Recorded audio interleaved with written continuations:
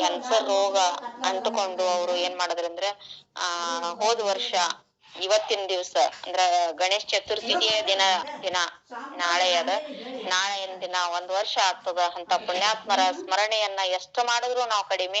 ಅದರ ಸಲುವಾಗಿ ಇವತ್ತು ಮತ್ತು ನಾಳೆ ಅವರ ಸ್ಮರಣಾರ್ಥವಾಗಿ ಉಪನ್ಯಾಸವನ್ನ ಏರ್ಪಡಿಸಲಾಗಿದೆ. ಈ 98ನೇ ಸಂಚಿಕೆಯ ಪ್ರಾರಂಭವನ್ನ ವಚನ ಪ್ರಾರ್ಥನೆಯಿಂದ ಮಾಡ್ಬೇಕು ಅಂತ ಹೇಳಿ ನಾನು ಸುಮಿತ್ರಕ್ಕ ರಾಯರೆಡ್ಡಿ ಅವರಲ್ಲಿ ಕೇಳ್ಕೊತೀನಿ. ಹೇಳ್ತೀನಿ ಅಕ್ಕ.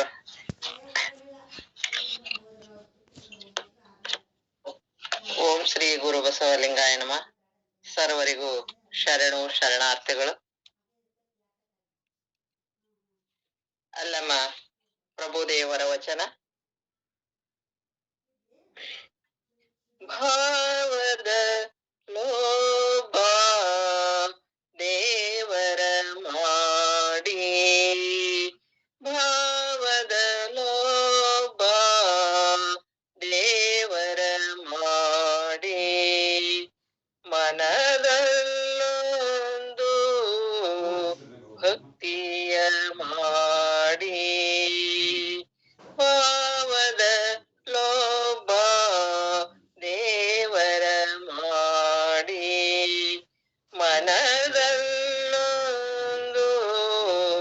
ಭಕ್ತಿಯ ಮಾಡಿ, ಕಾಯದ ಕೈಯಲ್ಲಿ ಕಾರ್ಯ ಉಂಟೇನೋ, ವಾಯಕ್ಕೆ ಬಳಲುವರುಂಟು ನೋಡ, ಕಾಯದ ಕೈಯಲ್ಲಿ ಕಾರ್ಯ ಉಂಟೇನೋ, ವಾಯಕ್ಕೆ ಬಳಲುವರುಂಟು ನೋಡ, ಭಾವದ ಲೋಭ ದೇವರ ಮಾಡಿ, ಮನದಲ್ಲೊಂದು ಭಕ್ತಿಯ ಮಾಡಿ, ಎತ್ತ ನೀರಿ ಎತ್ತ ನರಸುವರು, ಎತ್ತ ಹೋದರಯ್ಯ ಗುಹೇಶ್ವರ, ಎತ್ತ ನೀರಿ ಎತ್ತ ನರಸುವರು, ಎತ್ತ ಹೋದರಯ್ಯ ಗುಹೇಶ್ವರ, ಎತ್ತ ಹೋದರಯ್ಯ ಗುಹೇಶ್ವರ, ಭಾವದ ಲೋಭ ದೇವರ ಮಾಡಿ, ಮನದಲ್ಲೊಂದು ಭಕ್ತಿಯ ಮಾಡಿ, ಮನದಲ್ಲೊಂದು ಭಕ್ತಿಯ ಮಾಡಿ. ಧನ್ಯವಾದಗಳು. ಎಲ್ಲರಿಗೂ ಶರಣು ಶರಣಾರ್ಥಿಗಳು.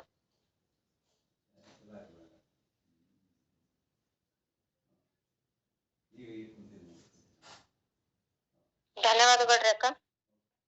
ಅತ್ಯಂತ ಸುಶ್ರಾವ್ಯವಾಗಿ ವಚನ ಪ್ರಾರ್ಥನೆಯನ್ನ ನಡೆಸಿಕೊಟ್ಟಿರ್ತಕ್ಕಂತ ಗಾನಕೋಗಿಲೆ ಶರಣೆ ಅಕ್ಕ ಸುಮಿತ್ರಕ್ಕ ರಾಯರೆಡ್ಡಿ ಅವರಿಗೆ ಧನ್ಯವಾದಗಳು. ಇಂದು ಲಿಂಗೈಕ್ಯ ಶರಣ ಬಸವರಾಜ್ ಪಾಟೀಲ್ ಕಾಕ ಅವರ ಪ್ರಥಮ ಪುಣ್ಯ ಸ್ಮರಣೆ ನಾಳೆ. ಆ ಪುಣ್ಯ ಸ್ಮರಣೆಯ ನಿಮಿತ್ತವಾಗಿ ಸ್ಮರಣೆಯನ್ನ ಮಾಡಿಸುವ ಸಲುವಾಗಿ ಈ ಉಪನ್ಯಾಸವನ್ನ ಶರಣರ ತತ್ವ ಚಿಂತನ ಕಾರ್ಯಕ್ರಮವನ್ನ ಏರ್ಪಾಡು ಮಾಡಿದ್ದೀವಿ. ಅದನ್ನ ಆ ಚಿಂತನದಲ್ಲಿ ಭಾಗಿಯಾಗಿರ್ತಕ್ಕಂತ ಎಲ್ಲರಿಗೂ ಶರಣಾರ್ಥಿಗಳನ್ನ ಸಲ್ಲಿಸಿ ಇವತ್ತಿನ ಉಪನ್ಯಾಸಕರಾದಂತಹ ಶರಣೆ ಕಾವ್ಯಶ್ರೀ ಮಹಾಗಾವ್ಕರ್ ಅವರ ಒಂದು ಕಿರು ಪರಿಚಯವನ್ನ ನಮ್ಮ ಕೊಟ್ಟಿಗೆ ಅಪ್ಪ ಅವರು, ಪ್ರೊಫೆಸರ್ ಕೊಟ್ಟಿಗೆ ಅಪ್ಪ ಅವರು 1-2 ನಿಮಿಷದಲ್ಲಿ ಅವರ ಕಿರು ಪರಿಚಯವನ್ನ ಮಾಡಿಕೊಡ್ಬೇಕು ಅಂತ ಹೇಳಿ ನಾನು ಕೇಳ್ಕೊತೀನಿ. ಎಲ್ಲ ಶರಣ ಬಂಧುಗಳಿಗೆ ಶರಣ ಸಮರ್ಪಿಸಿ ನನ್ನ ಮಾತು ಮುಂದುವರಿಸುತ್ತೇನೆ. ಈಗ ಶರಣೆ ಶ್ರೀಮತಿ ಡಾಕ್ಟರ್ ಕಾವ್ಯಶ್ರೀ ಮಹಾಗಾವ್ಕರ್ ಅವರ ಕಿರು ಪರಿಚಯ ಮಾಡಬಯಸುತ್ತೇನೆ. ಶಿಖಾ ಕಾವ್ಯನಾಮದ ಶ್ರೀಮತಿ ಕಾವ್ಯಶ್ರೀ ಮಹಾಗಾವ್ಕರ್ ಅವರು ಕಲ್ಯಾಣ ಕರ್ನಾಟಕದ ಗಡಿನಾಡು ಬೀದರಿನ ಸಾಂಸ್ಕೃತಿಕ ಹಾಗೂ ಸಾಹಿತ್ಯಿಕ ಕುಟುಂಬದಲ್ಲಿ ಜನಿಸಿದರು. ಇವರು ಮೂಲತಃ ಇಲೆಕ್ಟ್ರಾನಿಕ್ ಎಂಜಿನಿಯರ್ ಆಗಿದ್ದರೂ ಕೂಡ ತಂದೆ ತಾಯಿಗಳ ಸಾಹಿತ್ಯದ ಪ್ರಭಾವದಿಂದ ಇವರಿಗೂ ಕೂಡ ಸಾಹಿತ್ಯದ ಕಡೆಗೆ ಒಲವು ಉಂಟಾಯಿತು. ಆದುದರಿಂದ ಕನ್ನಡದಲ್ಲಿ ಸ್ನಾತಕೋತ್ತರ ಪದವಿ ಪಡೆದರು. ಪ್ರಸ್ತುತ ಪ್ರಸಿದ್ಧ ಕವಯಿತ್ರಿ ಹಾಗೂ ಲೇಖಕಿಯಾಗಿದ್ದಾರೆ. ಶರಣ ಸಾಹಿತ್ಯದಲ್ಲಿಯೂ ಕೂಡ ಚೆನ್ನಾಗಿ ಕೃಷಿ ಮಾಡಿದ್ದಾರೆ. ಇವರ 21 ಕೃತಿಗಳಲ್ಲಿ ಕಾದಂಬರಿ, ಕಥನ ಸಂಕಲನ, ಕವನ ಸಂಕಲನ, ಜೀವನ ಚರಿತ್ರೆ, ವಿಮರ್ಶೆ ಹೀಗೆ ವಿವಿಧ ಸಾಹಿತ್ಯದ ಪ್ರಕಾರಗಳು ಒಳಗೊಂಡಿವೆ. ಪತ್ರಿಕೆಗಳಲ್ಲಿಯೂ ಕೂಡ ಅನೇಕ ಲೇಖನಗಳು, ಅಂಕಣಗಳು ಪ್ರಕಟಗೊಂಡಿವೆ. ಆಕಾಶವಾಣಿ, ದೂರದರ್ಶನಗಳಂತಹ ವಿವಿಧ ವೇದಿಕೆಗಳಲ್ಲಿ ಚರ್ಚೆಗಳಲ್ಲಿ ಭಾಗವಹಿಸುತ್ತಿದ್ದಾರೆ. ಇವರು ವಿದೇಶಗಳ ಪ್ರವಾಸವನ್ನು ಕೈಗೊಂಡಿದ್ದಾರೆ. ಕಲ್ಯಾಣದಿಂದ ಕ್ಯಾಲಿಫೋರ್ನಿಯಾ ಎಂಬ ಪ್ರವಾಸ ಕಥನವನ್ನು ಬರೆದಿದ್ದಾರೆ. ಇವರ ವಿದ್ವತ್ತತೆಯನ್ನು ಅರಿಸಿಕೊಂಡು ಅನೇಕ ಪದವಿ ಪುರಸ್ಕಾರಗಳು ಬಂದಿವೆ. ಗುಲ್ಬರ್ಗಾ ವಿಶ್ವವಿದ್ಯಾಲಯದಿಂದ, ಕರ್ನಾಟಕ ಲೇಖಕಿಯರ ಸಂಘ ಬೆಂಗಳೂರು ಇವರಿಂದ ಅನೇಕ ಪ್ರಶಸ್ತಿಗಳು ದೊರೆತಿವೆ. ಬರಗೂರು ಪ್ರಶಸ್ತಿ, ಅವ್ವ ಪ್ರಶಸ್ತಿ, ಬಸವ ಪುರಸ್ಕಾರ ಪ್ರಶಸ್ತಿ ಹೀಗೆ ಹಲವಾರು ಪ್ರಶಸ್ತಿಗಳು ಇವರಿಗೆ ದೊರೆತಿವೆ. ಅನೇಕ ಪುಸ್ತಕ ಪ್ರಕಟಣೆಗಳ ಪ್ರಕಾಶಕರ ಸಲಹಾ ಮಂಡಳಿಯ ಸದಸ್ಯರು ಆಗಿದ್ದಾರೆ. ಇತ್ತೀಚೆಗಾಗಿ ಇವರಿಗೆ ಶರಣ ಬಸವೇಶ್ವರ ವಿಶ್ವವಿದ್ಯಾಲಯದಿಂದ PhD ಪದವಿ ಕೂಡ ಲಭ್ಯವಾಗಿದೆ. ಎತ್ತಣ ಮಾಮರ ಎತ್ತಣ ಕೋರಿಣೆ ಎತ್ತಣೆ ಎತ್ತ ಸಂಬಂಧವಯ್ಯ ಎನ್ನುವ ಹಾಗೆ ಇಂಜಿನಿಯರ್ ಆಗಿದ್ದರೂ ಕೂಡ ಸಾಹಿತ್ಯ ಕ್ಷೇತ್ರದಲ್ಲಿ ಅಗಾಧವಾದ ಕೃಷಿ ಮಾಡಿದ್ದಾರೆ. ಅಷ್ಟೇ ಅಲ್ಲದೆ ಒಳ್ಳೆಯ ವಾಗ್ಮಿಗಳು ಕೂಡ ಆಗಿದ್ದಾರೆ. ಅವರು ಮಾತು ಮುತ್ತು ಉದಿರದಂತೆ, ಮಾಣಿಕ್ಯದ ದೀಪ್ತಿಯಂತೆ ಶೀತಲ. ಅಷ್ಟು ವಿದ್ವತ್ತತೆ ಇದ್ದರೂ ವಿನಯದ ಸಾಕಾರ ಮೂರ್ತಿಯಾಗಿದ್ದಾರೆ. ಸಾಹಿತ್ಯ, ಸಂಸ್ಕೃತಿ, ಆಧ್ಯಾತ್ಮ ಮುಪ್ಪುರಿಗೊಂಡಿವೆ ಇವರ ಬಾಳಿನಲ್ಲಿ. ಇವರ ಮನಸ್ಸು ಮಲ್ಲಿಗೆ, ಭಾವ ಗುಲಾಬಿ, ಬದುಕು ನೈತಿಲಿಯಾಗಿದೆ. ಇವರ ಜೀವನ ಪ್ರಪಂಚ ಹಾಗೂ ಪಾರಮಾರ್ಥದ ಬೆಸುಗೆಯಾಗಿದೆ. ನೆಮ್ಮದಿ, ಸಂತೃಪ್ತಿಯ ಬದುಕು ಇವರದಾಗಿದೆ. ಹೀಗೆ ಇವರಿಗೆ ಬರೆಯುವ, ಓದುವ ತುಡಿತದಿಂದ ಬದುಕು ಅನುಭವಿಸುವ ಜೀವನೋತ್ಸಾಹವಿದೆ. ಶರಣ ಸಂಸ್ಕೃತಿಯನ್ನು ಮೈಗೂಡಿಸಿಕೊಂಡ ಸಾರ್ಥಕ ಬದುಕು ಇವರದಾಗಿದೆ. ಒಟ್ಟಾರೆ ಹೇಳುವುದಾದರೆ ಇವರ ಸಾಧನೆ, ಸಾರ್ಥಕ ಬದುಕು ಬರಹ ಕುರಿತೇ ಒಂದು ಪ್ರತ್ಯೇಕ ಉಪನ್ಯಾಸ ಮಾಡಬೇಕಾಗುತ್ತದೆ, ಅಷ್ಟು ಹರವಾಗಿದೆ. ಆದರೆ ಸಮಯದ ಮಿತಿಯನ್ನು ಲಕ್ಷ್ಯದಲ್ಲಿಟ್ಟುಕೊಂಡು ಇಷ್ಟಕ್ಕೆ ಮೊಟಕುಗೊಳಿಸುತ್ತೇನೆ. ತಾವು ಈಗ ಶರಣ ಶ್ರೀಮತಿ ಕಾವ್ಯಶ್ರೀ ಅಕ್ಕನವರ ಪ್ರವಚನ ಕೇಳಲು ಕಾತರರಾಗಿದ್ದರೆ ಮೂಗಿಗಿಂತ ಮೂಗುತಿ ಭಾರವಾಗಬಾರದಲ್ಲವೇ? ಎಲ್ಲರಿಗೂ ಶರಣಾರ್ಥಿ. ಧನ್ಯವಾದಗಳ್ರಿ ಅಪ್ಪಾಜಿ. ಅತ್ಯಂತ ಸುಂದರವಾಗಿ ಅಕ್ಕನವರ ಒಂದು ಪರಿಚಯವನ್ನ ತಾವು ಬಿಟ್ಟಿಟ್ರಿ. ಧನ್ಯವಾದಗಳು ತಮಗೆ. ಆಮೇಲೆ ಇಷ್ಟು ಮಹತ್ತರವಾದಂತಹ ವ್ಯಕ್ತಿತ್ವವನ್ನ ಹೊಂದಿರತಕ್ಕಂತ ಕಾವ್ಯಶ್ರೀ ಮಹಗಾಂವ್ ಅವರ ಪರಿಚಯ ಈಗ ಕೇಳಿದ ಕೂಡಲೇ ಅವರ ವ್ಯಕ್ತಿತ್ವ ನಮಗ ಗೊತ್ತಾಯ್ತು. ನೀವ್ ಏನದಿರಿ ಅಕ್ಕ ಅಂತ ಹೇಳಿ ನಾನ್ ಕೇಳಿದೆ. ಇಲ್ಲ, ನಾನು ಒಬ್ಬ ಗೃಹಿಣಿ ಇದೀನಿ, ಏನು ಇಲ್ರಿ ಅಂತ ಹೇಳಿದ್ರು. ಆದ್ರೆ ಇಂಜಿನಿಯರಿಂಗ್ ಮಾಡಿ ಅವರು ಸಾಹಿತ್ಯ ಕ್ಷೇತ್ರದಲ್ಲಿ ಹಲವಾರು ಸಾಧನೆಗಳನ್ನ ಮಾಡಿರ್ತಕ್ಕಂತ ಮಹಗಾಂವ್ ಅಕ್ಕ ಅವರಿಗೆ ನಾನು ತುಂಬ ಹೃದಯದಿಂದ ಸ್ವಾಗತವನ್ನ ಕೋರಿ, ಈಗ ಬಸವರಾಜ್ ಪಾಟೀಲ್ ಕಾಕಾ ಅವರ ಒಂದು ಪ್ರಥಮ ಪುಣ್ಯ ಸ್ಮರಣೆಯ ಸ್ಮರಣಾರ್ಥವಾಗಿ ಉಪನ್ಯಾಸ. ಅವರು ಸಹಿತಕ ನಮ್ ಕಾಕಾ ಅವರು ಸಹಿತಕ ಈಗಿನ ಸಂತರು, ಶರಣರು ಅಂತ ಹೇಳಿದ್ರ ತಪ್ಪಾಗ್ಲಿಕ್ಕಿಲ್ಲ. ಹಲವಾರು ಬಡವರಿಗೆ, ಹಲವಾರು ಜನರಿಗೆ ಅವರು ಅವರ ಜೀವನೋಪಾಯಕ ದಾರಿ ದೀಪಗಳಾಗ್ಯಾರ. ಅವರು 2-3 ಹೈಸ್ಕೂಲ್ಗಳು, 3 ಪ್ರಾಥಮಿಕ ಶಾಲೆಗಳನ್ನ ತೆರೆದಾರ. ಅಲ್ಲಿ ಹಲವಾರು ನೂರಾರು ಜನರು ಏನ್ ಮಾಡ್ತಾರ ಅಂದ್ರ ಅವರ ಹೆಸರನ್ನ ಹೇಳಿ ಅಲ್ಲಿ ಕೆಲಸವನ್ನ ಮಾಡಿ ತಮ್ಮ ಜೀವನಕ್ಕ ಒಂದು ದಾರಿಯನ್ನ ಕಂಡುಕೊಂಡಾರ. ಆಮೇಲೆ ಸಾವಿರಾರು ಮಕ್ಕಳು ಅವ್ರು ತೆಗೆದಿರ್ತಕ್ಕಂತ ಶಾಲೆಯೊಳಗ ಓದುತ್ತಾ ಇದ್ದಾರೆ. ಈ ರೀತಿಯಾಗಿ ರಾಜಕೀಯ, ಸಾಮಾಜಿಕ, ಶೈಕ್ಷಣಿಕ ಪ್ರತಿ ಕ್ಷೇತ್ರದಲ್ಲಿ ಕೊಟ್ಟಿಗೆ ಅವರ ತಮ್ಮದು ಮೈಕ್ ಮ್ಯೂಟ್ ಮಾಡ್ಕೊಳ್ರಿ.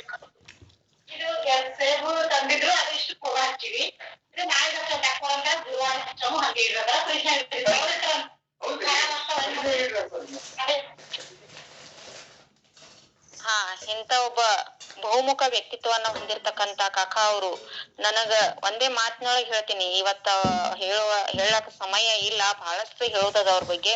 ಆದ್ರೆ ಅವರು ನನಗ ತಾಯಿ ಆಗಿದ್ರು, ನನಗ ತಂದೆ ಆಗಿದ್ರು, ನನಗೆಲ್ಲಾ ಬಂಧು ಬಳಗ ಎಲ್ಲವೂ ಅವರು ಅಷ್ಟು ಉದಾರ ಹೃದಯವಾಗಿ ಹೇಳ್ತಾ, ಈಗ ಕಾವ್ಯಶ್ರೀ ಮಹಗಾಂವ್ ಅಕ್ಕ ಅವರು ತಮ್ಮ ಉಪನ್ಯಾಸವನ್ನ ಪ್ರಾರಂಭ ಮಾಡ್ಬೇಕು ಅಂತ ಹೇಳಿ ನಾನು ಅವರಿಗೆ ವೇದಿಕೆಯನ್ನ ಬಿಟ್ಕೊಡ್ತೀನಿ. ಎಲ್ಲರಿಗೂ ಇಲ್ಲಿ ಉಪಸ್ಥಿತಿ ಇರ್ತಕ್ಕಂತ ಎಲ್ಲ ಶರಣು ತಂದೆ ತಾಯರಿಗೆ ಶರಣಾರ್ಥಿಗಳು, ಸ್ವಾಗತ ಸುಸ್ವಾಗತ. ಎಲ್ಲರಿಗೂ ಶರಣಾರ್ಥಿ. ಸುಜಾತಕ್ಕ ಅವರು ಆಯೋಜಿಸಿದ ಇಂತ ಒಂದು ಆನ್ಲೈನ್ ಕಾರ್ಯಕ್ರಮದಲ್ಲಿ ಮಾತನಾಡ್ಲಿಕ್ಕೆ ಬಹಳ ಸಂತೋಷ ಅನ್ನಿಸ್ತಾ ಇದೆ. ಕೊಟ್ಟಿಗೆ ಅಣ್ಣವರಿಗೂ ಶರಣಾರ್ಥಿ ಹಾಗೂ ಎಲ್ಲರಿಗೂ ಶರಣಾರ್ಥಿಯನ್ನು ಹೇಳುತ್ತಾ ನನ್ನ ಮಾತನ್ನು ಆರಂಭಿಸ್ತೇನೆ. ಇವತ್ತು ನಾವು 21ನೇ ಶತಮಾನದಲ್ಲಿ ಇದೀವಿ. ಈಗ ನಾವು 12ನೇ ಶತಮಾನದ ಶರಣರ ಬಗ್ಗೆ ಮಾತಾಡ್ಬೇಕಾದ್ರೆ ನಮ್ಮ ಮನಸ್ಸನ್ನ ಸ್ವಲ್ಪ ಹದ ಮಾಡ್ಕೊಳ್ಬೇಕಾಗತ್ತೆ. ಯಾಕೆ ಅಂದ್ರೆ ಇವತ್ತಿನ ಪರಿಸ್ಥಿತಿಯನ್ನ 100 ವರ್ಷದ ಹಿಂದೆ ವಿಜ್ಞಾನಿಯಾದ ಆಲ್ಬರ್ಟ್ ಐನ್ಸ್ಟೈನ್ ಒಂದು ಮಾತನ್ನ ಹೇಳಿರ್ತಾನೆ, world will move on the shoulders of technology ಅಂತ. ಇವತ್ ನಾವು ನೋಡ್ತೀವಿ, ಎಲ್ಲಿ ನೋಡಿದ್ರಲ್ಲಿ ಟೆಕ್ನಾಲಜಿ, ತಂತ್ರಜ್ಞಾನದಿಂದ ಮನುಷ್ಯನ ಬದುಕು ಮುಳುಗಿ ಹೋಗಿದೆ.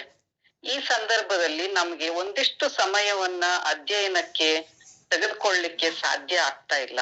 ಆದ್ರೂ ಸಹ ಇಲ್ಲಿ ಅಲ್ಲಲ್ಲಿ ನಡೆಯುವ ಇಂತಹ ಶರಣರ ಕಾರ್ಯಕ್ರಮಗಳಿಂದ ನಾವು ಆ ಕಡಿಮೆಯನ್ನು ತುಂಬಿಸಿಕೊಳ್ಳುವ ಒಂದು ಪ್ರಯತ್ನವನ್ನು ನಾವು ಮಾಡಬಹುದು. ಈಗ ಬಸವಣ್ಣನವರ ವ್ಯಕ್ತಿತ್ವ ಹೇಗಿತ್ತೆಂದು ನಮ್ಗೆಲ್ರಿಗೂ ಗೊತ್ತಿದೆ. ವಿಶ್ವವೇ ನನ್ನ ಮನೆ, ಮಾನವ ಜನಾಂಗವೇ ನನ್ನ ಕುಟುಂಬ ಅಂತ ಹೇಳಿದವರು ಅವರು. ಮನುಷ್ಯನ ಬದುಕಿಗೆ ಏಳಿಗೆಯನ್ನು ತರಬೇಕಾದ್ರೆ ಏನ್ ಮಾಡ್ಬೇಕು ಅಂತ ಆಲೋಚನೆ ಮಾಡಿದ್ರು. ಅವಾಗ ನಾವು ಇಡೀ ಜಗತ್ತಿನ ಒಂದು ಇತಿಹಾಸವನ್ನ ನಾವು ನೋಡಿದಾಗ, ಹಿಂದೆ ಜೈನ ಧರ್ಮದಿಂದ ಒಂದಿಷ್ಟು ನಾವು ಕಲ್ತಿದ್ವಿ. ಆಗಿನ ಸಮಾಜ ಸುಧಾರಣೆಯ ಪ್ರಯತ್ನ ಹೇಗಿತ್ತು ಅಂದ್ರೆ ಅಹಿಂಸೋ ಪರಮ ಧರ್ಮ ಅಂತ. ಜೈನರು ನಂಬಿದ ಸ್ಥಿತಿ ಏನಿತ್ತು ಅಂದ್ರೆ ಅಹಿಂಸೆಯಿಂದ ಮನುಷ್ಯ ಬದುಕಬೇಕು ಅನ್ನೋದೇ ಧರ್ಮ ಅನ್ನೋ ರೀತಿನಲ್ಲಿ ಇತ್ತವಾಗ. ನಂತರ ಬಂದಂತ ಬುದ್ಧ ಹೇಳಿದ್ದೇನು ಅಂತಂದ್ರೆ ಆಸೆಯೇ ದುಃಖಕ್ಕೆ ಮೂಲ. ಬುದ್ಧ ಅನೇಕ ಧ್ಯಾನದ ಒಂದು ಸ್ಥಿತಿಯನ್ನು ಮನುಷ್ಯನಿಗೆ ಕಲ್ಪಿಸಿ ಕೊಟ್ಟರು ಸಹ ಹೇಳಿದ್ದು ಆಸೆಯೇ ದುಃಖಕ್ಕೆ ಮೂಲ ಅಂತ. ನಂತರ ಬಂದಂತವರು ವಿಶ್ವಗುರು ಬಸವಣ್ಣನವರು ಮನುಷ್ಯನ ಎಲ್ಲಾ ಸಮಸ್ಯೆಗಳಿಗೆ ಮೂಲವಾದ ರೂಟ್ ಲೆವೆಲ್ ಕಾಸ್ ಅಂತಾರಲ್ಲ, ಬೇರಿನ ಸಹಿತ ಅಲ್ಲಿಂದ ಎಲ್ಲಿ ಸಮಾಜದಲ್ಲಿ ಹುಡುಕಿದೆ ಅದನ್ನ ಮೊದಲು ಬಗೆಹರಿಸಬೇಕು ಅಂತ ರೂಟ್ ಲೆವೆಲ್ ಹೋದಂತವ್ರು ಬಸವಣ್ಣನವರು. ಮೊದಲು ಮನುಷ್ಯ ವೈಯಕ್ತಿಕವಾಗಿ ಶುದ್ಧವಾಗಬೇಕು, ಅಲ್ಲಿವರೆಗೂ ಸಮಾಜವನ್ನ ಶುದ್ಧ ಮಾಡ್ಲಿಕ್ಕೆ ಸಾಧ್ಯ ಇಲ್ಲ ಅಂತ ಅಣ್ಣನವರಿಗೆ ಅನ್ನಿಸ್ತು. ಯಾಕೆ ಅಂತಂದ್ರೆ ಮನುಷ್ಯನಲ್ಲಿ ಬಹಿರಂಗ ಪಯಣ ಇದೆ. ಅಂದ್ರೆ ಇವತ್ ನಮ್ಗೆ ಹೊರಗೆ ಕಾಣಿಸೋ ಹಾಗೆ ಬಟ್ಟೆ ಉಡುವ, ಮನೆಯನ್ನು ಕಟ್ಟಿ ಇನ್ನೊಬ್ಬರಿಗೆ ತೋರ್ಸುವಂತದ್ದು, ನಾನು ಇಷ್ಟು ದುಡಿತೀನಿ ಅಷ್ಟು ದುಡಿತೀನಿ, ಕಾರ್ ತಗೊಂಡೆ, ಬಂಗ್ಲೆ ತಗೊಂಡೆ, ಹೀಗೆ ನಾವು ಬಹಿರಂಗ ಪಯಣವನ್ನ ಮಾಡ್ತಾ ಇದ್ದೀವಿ. ಆದ್ರೆ ನಾವು ಮರ್ತಿದೀವಿ ಏನು ಅಂತಂದ್ರೆ ಆಂತರಿಕ ಪಯಣ. ಈ ಅಂತರಂಗದ ಪಯಣವನ್ನ ನಮಗೆ ಮಾಡ್ಲಿಕ್ಕೆ ಕಲಿಸ್ಕೊಟ್ಟಿದ್ದು ಬಸವಾದಿ ಶರಣರು. ಅವರ ಈ ಆಂತರಿಕ ಪಯಣದಲ್ಲಿ ಹುಟ್ಟಿಕೊಂಡಿದ್ದು ಮನುಷ್ಯನಿಗೆ ಬೇಕಾದಂತಹ ತತ್ವಗಳು, ಶರಣ ತತ್ವಗಳು. ಇವತ್ ನಾವು ಮನೇಲಿ ಕೆಲವು ನಿಯಮಗಳನ್ನ ಹಾಕ್ತಿವಿ. ಇವತ್ತು ನೀವು ಯಾರು ಟಿವಿ ನೋಡ್ಬಾರ್ದು, ಊಟ ಮಾಡುವಾಗ ಮೊಬೈಲ್ ಹಿಡಿಬಾರ್ದು, ನಾಳೆ ಬೆಳಿಗ್ಗೆ ಇಷ್ಟೊತ್ತಿಗೆ ನಾಷ್ಟ ಮಾಡ್ಬೇಕು, ಎಲ್ರು 9 ಗಂಟೆಗೆ ಸರಿಯಾಗಿ ಹೊರಗ್ ಬೀಳ್ಬೇಕು, ಹೀಗೆಲ್ಲ ನಿಯಮವನ್ನ ಹಾಕ್ತಿವಿ. ಆದ್ರೆ ನಾವು ನಿಯಮವನ್ನ ಪದೇ ಪದೇ ಮುರಿಯೋ ಗುಣ ನಮ್ದು ಮನುಷ್ಯರದು. ಅದು ನಮ್ಮ ವೀಕ್ನೆಸ್, ನಮ್ಮ ಮಿತಿ ಅದು. ಹಾಗ್ ಮಾಡೋದ್ರಿಂದ ಏನಾಗುತ್ತೆ ಅಂದ್ರೆ ನಾವು ಒಂದು ಬದ್ಧತೆಗೆ ಒಳಗಾಗೋದಿಲ್ಲ. ಆದ್ರೆ ಶರಣರ ತತ್ವಗಳನ್ನ ನಾವು ಅದನ್ನ ಕೇಳ್ಬೇಕಾದ್ರೂ ನಮಗೊಂದು ಬದ್ಧತೆ ಬೇಕು. ನಮ್ಮ ಮನಸ್ಸಿಗೆ ಹದ ಮಾಡ್ಬೇಕು. ಹೇಗೆ ರೈತ ತನ್ನ ನೆಲವನ್ನ ಬೆಳೆ ಬೆಳಿಲಿಕ್ಕೆ ಹದ ಮಾಡ್ತಾನೋ ಹಾಗೆ ನಾವು ನಮ್ಮ ಮನಸ್ಸನ್ನ ಹದ ಮಾಡಿಕೊಂಡು ಶರಣರ ತತ್ವಕ್ಕಾಗಿ ಕಿವಿಯನ್ನ ತೆರೆದುಕೊಳ್ಬೇಕು. ಈಗ ನಾವು ಮನುಷ್ಯನ ವ್ಯಕ್ತಿತ್ವದಲ್ಲಿ ಇವತ್ತು ವಿಕಾಸವನ್ನ ಕಾಣ್ಬೇಕು ಅಂತಂದ್ರೆ ಲೈಫ್ ಸ್ಕಿಲ್ ಟ್ರೈನಿಂಗ್ಗಳಿದಾವೆ, ವ್ಯಕ್ತಿತ್ವ ವಿಕಸನ ಕೋರ್ಸ್ಗಳಿದಾವೆ. ಅಲ್ಲಿ ದೇಹ, ಮನಸ್ಸು, ಜೀವ ಚೈತನ್ಯದ ಬಗ್ಗೆ ನಾವೊಂದಿಷ್ಟು ಕಲಿತೀವಿ ಅಲ್ಲಿ. ಅದನ್ನೇ ಬಸವಣ್ಣನವರು ಅವತ್ತು ಅವರು ಬಳಸುತ್ತಿದ್ದ ಭಾಷೆಯಲ್ಲಿ ಹೇಳಿದ ಮಾತುಗಳು ಅಷ್ಟಾವರಣ, ಪಂಚಾಚಾರ, ಶಟಸ್ಥಳ. ಈಗ ಈ ಶಬ್ದಗಳನ್ನ ನಾವು ಕೇಳಿದಾಗ ಏನನ್ಸುತ್ತೆ ಅಂತಂದ್ರೆ ಇದು ಏನಿದೆಯೋ ಏನೋ, ಇದು ಅರ್ಥ ಮಾಡ್ಕೊಳ್ಳೋದು ಹೇಗೆ ಅಂತ ನಮ್ಮ ಮನ್ಸು ಗೊಂದಲಕ್ಕೆ ಹೋಗುತ್ತೆ. ಅಷ್ಟಾವರಣ ಅಂತಂದ್ರೆ ಅಂಗ, ನಾವಿವತ್ತೇನು ದೇಹ, ಬಾಡಿ ಅಂತ ಕರಿತೀವಲ್ಲ ಅದು. ಪಂಚಾಚಾರ ಅಂದ್ರೆ ಪ್ರಾಣ, ಅದೇ ನಮ್ಮ ಮನಸ್ಸು, ಮೈಂಡ್ ಅಂತೀವಲ್ಲ ಅದು. ಶಟಸ್ಥಳ ಅಂದ್ರೆ ಆತ್ಮ. ನಮ್ಮ ಒಳಗಡೆ ಒಂದು ಜೀವ ಚೈತನ್ಯ ಇದೆ, ಆ ಒಂದು ಉತ್ಸಾಹ ಇದೆ. ಆ ಉತ್ಸಾಹವನ್ನೇ ನಾವು ಆತ್ಮ ಅಂತ ನಾವು ತಿಳಿದುಕೊಳ್ಬಹುದು. ಯಾವತ್ತು ನಮ್ಮಲ್ಲಿ ಉತ್ಸಾಹ ಹೋಯ್ತೋ ಅವತ್ತು ಈ ದೇಹ ನಿರ್ಜೀವ ಆಗಿರುತ್ತೆ, ಅದು ದೇಹ ಆಗ್ಬಿಡುತ್ತೆ, ಕೇವಲ ಅದಕ್ಕೆ ಆತ್ಮ ಇರೋದಿಲ್ಲ. ಹೀಗೆ ಅಣ್ಣನವರು ಅಷ್ಟಾವರಣ, ಪಂಚಾಚಾರ, ಶಟಸ್ಥಳ ಅಂತ ಹೇಳಿದ್ರು. ಇದನ್ನ ನಾವು ಆಳವಾಗಿ ಅಧ್ಯಯನ ಮಾಡ್ತಾ ಹೋದ್ವಿ ಅಂತಂದ್ರೆ ನಮ್ಗೆ ಬಹಳಷ್ಟು ಗೊಂದಲಗಳು ಎದುರಾಗ್ತವೆ. ಆ ಗೊಂದಲಗಳನ್ನ ನೋಡ್ಕೊಂಡು ಕಲಬುರ್ಗಿ ಅವರು ಒಂದು ಮಾತನ್ನ ಹೇಳಿದ್ರು. ನೀವು ಈ ಶಟಸ್ಥಳ ಸಿದ್ಧಾಂತ, ಅಷ್ಟಾವರಣ, ಪಂಚಾಚಾರ ಇದ್ರ ಬಗ್ಗೆ ತಲೆ ಕೆಡಿಸ್ಕೋಬ್ಯಾಡ್ರಿ. ಅಲ್ಲಿರೋದು ಗುರು, ಲಿಂಗ, ಜಂಗಮ, ಕಾಯಕ, ದಾಸೋಹ, ಇವಿಷ್ಟು ನೀವು ಸರಿಯಾಗಿ ಅರ್ಥ ಮಾಡ್ಕೊಂಡ್ರಿ ಅಂತಂದ್ರೆ ಶರಣ ತತ್ವಗಳು ಮುಗುದು ಅಂತ ಹೇಳಿದ್ರು ಅವ್ರು ಯಾಕೆ ಹಾಗೆ ಹೇಳಿದ್ರು ಅಂತಂದ್ರೆ ಅದ್ರ ಒಳಗ್ ಹೋಗ್ಲಿಕ್ಕೆ ಬಹಳ ಕಠಿಣ ಇರೋದ್ರಿಂದ ಆ ತರ ಹೇಳಿದ್ರು. ನಾವ್ ಇದಿಷ್ಟನ್ನೇ ಅರ್ಥ ಮಾಡ್ಕೊಂಡು ಬದುಕಬಹುದು. ಅದು ನಮ್ಮ ಒಳಗಿನ ಶಕ್ತಿಯ ಮೇರೆಗೆ ನಾವು ಆ ಬಸವಣ್ಣನ ಶರಣರ ತತ್ವಗಳ ಆಳಕ್ಕೆ ಹೋಗ್ಲಿಕ್ಕೆ ಸಾಧ್ಯ ಇದೆ. ಇವತ್ತು ನಾನಿಲ್ಲಿ ಅಷ್ಟಾವರಣಗಳನ್ನ ತೆಗೆದುಕೊಂಡು ಇದು ಒಂದು ಕಠಿಣವಾದ ವಸ್ತು ಇದ್ರೂ ಕೂಡ ಇದನ್ನ ನಾವು ಒಂದಿಷ್ಟು ಪ್ರಯತ್ನ ಪಟ್ಟು ನಾನು ತಿಳಿದುಕೊಂಡಿದ್ದರೊಳಗೆ ಆ ಸಮುದ್ರದ ಒಳಗಿಂದ ಒಂದು ಹನಿ ನೀರನ್ನು ತೆಗೆದುಕೊಂಡು ಅದನ್ನ ನಾನು ಸ್ವಲ್ಪ ಅರಗಿಸ್ಕೊಂಡು ನಿಮ್ಮ ಮುಂದೆ ಹಂಚ್ಕೊಳ್ಳಿಕ್ಕೆ ಪ್ರಯತ್ನ ಮಾಡ್ತೀನಿ. ಅಷ್ಟಾವರಣ ಅಂತಂದ್ರೆ ಒಟ್ಟು ಅಷ್ಟ ಅಂದ್ರೆ 8 ಆವರಣಗಳು. ಅಷ್ಟಾವರಣಗಳು 8 ಆವರಣಗಳು. ಹಾಗೆ ಮನುಷ್ಯನಿಗೆ ಅವನ ವ್ಯಕ್ತಿತ್ವವನ್ನ ವಿಕಾಸ ಮಾಡ್ಕೊಳ್ಳಿಕ್ಕೆ ಒಂದಿಷ್ಟು ಬದ್ಧತೆ ಬೇಕಾಗ್ತಾ ಇರುತ್ತೆ. ಆ ಬದ್ಧತೆಯಲ್ಲಿ ಬರುವಂತದ್ದು ಇದೇ ಆವರಣ. ಈ ಆವರಣ ಅವನಿಗೆ ರಕ್ಷಣೆಯನ್ನ ಕೊಡುತ್ತೆ. ಅದು ಹೇಗೆ ರಕ್ಷಣೆ ಕೊಡುತ್ತೆ ಅನ್ನೋದನ್ನ ನಾನು ಮುಂದೆ ಹೇಳ್ತೀನಿ.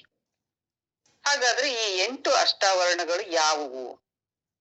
ಗುರು, ಲಿಂಗ, ಜಂಗಮ, ಪಾದೋದಕ, ಪ್ರಸಾದ, ವಿಭೂತಿ, ರುದ್ರಾಕ್ಷಿ, ಮಂತ್ರ. ಇವು 8 ಆವರಣಗಳು. ಈ ಅಷ್ಟಾವರಣವನ್ನ ಇದು ಎಲ್ಲಿಂದನೋ ತಂದು ಶರಣರು ನಮ್ಮ ಮೇಲೆ ಹೇರಿಲ್ಲ, ಅದು ನಮ್ಮೊಳಗೆ ಇದೆ.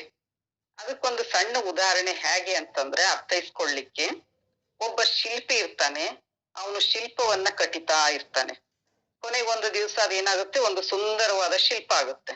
ಆ ಸುಂದರವಾದ ಶಿಲ್ಪವನ್ನು ನೋಡಿ ಅಲ್ಲಿ ಸುತ್ತಮುತ್ತ ನೋಡ್ಲಿಕ್ಕೆ ಬಂದವ್ರು ಹೇಳ್ತಾರೆ, ಎಂತ ಸುಂದರವಾದ ಶಿಲ್ಪವನ್ನ ಕೆತ್ತಿದ್ಯಪ್ಪ, ಎಷ್ಟು ಸುಂದರವಾಗಿ ಕಾಣ್ತಾ ಇದೆ ಅಂತ ಹೇಳ್ತಾರೆ. ಅವಾಗ ಅವನು ಶಿಲ್ಪಿ ಹೇಳ್ತಾನೆ, ಅದು ಮೂರ್ತಿ ಒಳಗಡೆ ಇತ್ತು, ಆ ಮೂರ್ತಿಯ ಸುತ್ತಮುತ್ತ ಅಂಟ್ಕೊಂಡಿದ್ದಂತ ಕಲ್ಲುಗಳನ್ನ ಕೆತ್ತಿ ಆ ಕಡೆ ಸರಿಸಿದೀನಿ ಅಷ್ಟೇ, ಇದರಲ್ಲಿ ನನ್ನದೇನೋ ದೊಡ್ಡದಿಲ್ಲ ಅಂತ ಬಹಳ ವಿನಮ್ರನಾಗಿ ಹೇಳ್ತಾನೆ. ನೋಡಿ, ಅವನ ಇರುವಂತ ವಿನಮ್ರತೆ ಅಣ್ಣ ಬಸವಣ್ಣನವರಲ್ಲಿ ಇನ್ನೂ ಪ್ರಮಾಣದಲ್ಲಿ ಇರೋದನ್ನ ನಾವು ನೋಡ್ತೀವಿ. ಯಾವ ವ್ಯಕ್ತಿಯ ಒಳಗಡೆ ಎಲ್ಲವೂ ಇದೆಯೋ ಅದಕ್ಕೆ ಬೇಕಾಗಿರೋದನ್ನಷ್ಟೇ ಇಟ್ಟು ಉಳಿದದ್ದನ್ನ ಪಕ್ಕಕ್ಕೆ ಸರಿಸುವ ಕೆಲಸವನ್ನು ಶರಣರು ತತ್ವಗಳ ಮೂಲಕ ಮಾಡಿದ್ದಾರೆ. ಈ ಅಷ್ಟಾವರಣವನ್ನ ಅಂಬಿಗರ ಚೌಡಯ್ಯ ಇದು ಇರಲೇಬೇಕು ಅಂತ ಅನ್ನೋದಕ್ಕೆ ಒಂದು ವಚನ ಬಹಳ ಸುಂದರವಾಗಿದೆ. ಆ ವಚನವನ್ನ ಹೇಳ್ತೀನಿ.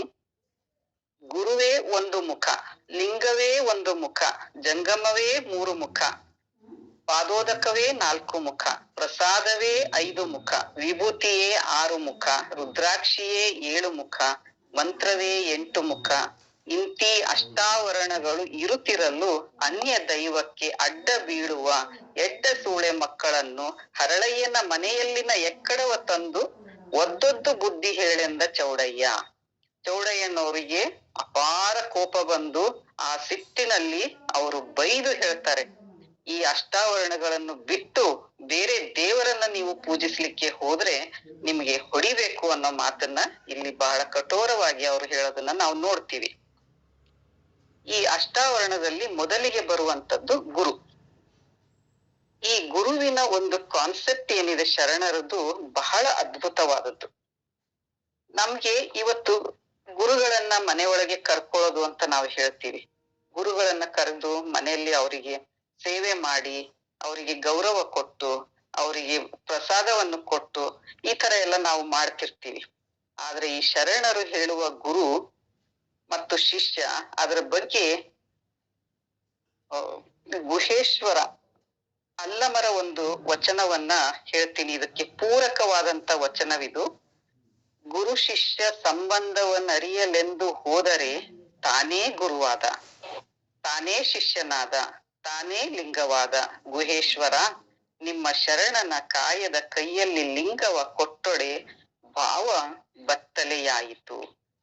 ಇಲ್ಲಿ ಅಲ್ಲಮ ಏನ್ ಹೇಳ್ತಾ ಇದ್ದಾರೆ ಅಂತಂದ್ರೆ, ಗುರು ಯಾರು, ಶಿಷ್ಯ ಯಾರು ಅನ್ನೋ ಒಂದು ಪ್ರಶ್ನೆ ನಮಗೆ ಬರುತ್ತೆ. ಅದಕ್ಕೆ ಉತ್ತರ ಮತ್ತೆ ಶರಣರೇ ಕೊಡ್ತಾರೆ, ಅರಿವೇ ಗುರು. ಎಲ್ಲಿ ಅರಿವಿದೆಯೋ ಅಲ್ಲಿ ಗುರು. ನನ್ನೊಳಗೆ ನನಗೆ ಎಷ್ಟೋ ಬುದ್ಧಿವಾದವನ್ನ ಹೇಳಿದ್ರು ನನಗೆ ಅದು ಅರ್ಥನೇ ಆಗ್ತಿರ್ಲಿಲ್ಲ. ಕೊನೆಗೊಂದು ದಿವಸ ಯಾಕೆ ನನ್ಗೆ ಎಲ್ರು ಇಷ್ಟು ಬುದ್ಧಿ ಹೇಳ್ತಾರೆ ಅಂತ ನನಗ್ ನಾನೇ ಪ್ರಶ್ನೆ ಹಾಕೊಂಡು ಎಲ್ಲೋ ಒಂದು ಮಿಂಚು ಹೊಳೆಯತ್ ನನ್ಗೆ. ಹೌದಲ್ವಾ, ನಾನ್ ಮಾಡಿದ ತಪ್ಪಲ್ಲ ಇದು ಅಂತ ಅನ್ನಿಸ್ತಲ್ಲ, ಅದು ಅರಿವು. ಆ ಅರಿವು ಪ್ರತಿಯೊಬ್ಬರ ಒಳಗೂ ಇರುತ್ತೆ. ಆ ಅರಿವು ಅವನಿಗೆ ಗುರು ಆಗುತ್ತೆ ಅನ್ನೋ ಮಾತನ್ನ ಇಲ್ಲಿ ಅಲ್ಲಮರು ಹೇಳ್ತಾ ಇದ್ದಾರೆ. ಅದರ ನಂತರ ನಾವು ಲಿಂಗವನ್ನ ತೆಗೆದುಕೊಂಡ್ರೆ, ಬಸವಣ್ಣನವರು ಈ ಲಿಂಗವನ್ನು ಕೊಟ್ಟರು ಅನ್ನೋ ಮಾತಿಗೆ ಚನ್ನಬಸವಣ್ಣನವರ ಒಂದು ಮಾತಿದೆ. ಬಸವಣ್ಣನ ಉದರದಲ್ಲಿ ಹುಟ್ಟಿತ್ತು ಲಿಂಗ ಅಂತ ಚನ್ನಬಸವಣ್ಣವರು ಹೇಳ್ತಾರೆ. ಅಂದ್ರೆ ಈ ಲಿಂಗ ಅನ್ನೋದು ಬಹಳ ವೈಜ್ಞಾನಿಕವಾಗಿದ್ದು ಅನ್ನೋದು ನಾವು ಎಲ್ಲರೂ ತಿಳ್ಕೊಂಡಿದೀವಿ. ಈ ಲಿಂಗದ ಒಳಗೆ ಎಂತೆಂತ ಸಾಮಗ್ರಿಗಳನ್ನು ಹಾಕಿದಾಗ ಅದು ಇಷ್ಟಲಿಂಗ ಆಗುತ್ತೆ ಅನ್ನೋದಕ್ಕೂ ಕೂಡ ಒಂದು ವಚನ ಇದೆ. ಆ ವಚನದ ಪ್ರಕಾರವೇ ಆ ಲಿಂಗವನ್ನು ಸಿದ್ಧ ಮಾಡಿದಾಗ ಅದು ಆ ದಿನ 12ನೇ ಶತಮಾನದಲ್ಲಿ ಯಾವ ಒಂದು ನಮಗೆ ಅನುಭವವನ್ನು ಕೊಡ್ತಿತ್ತೋ, ಅನುಭಾವವನ್ನು ಕೊಡ್ತಿತ್ತೋ ಅದನ್ನ ಕೊಡ್ಲಿಕ್ಕೆ ಸಾಧ್ಯ ಇದೆ.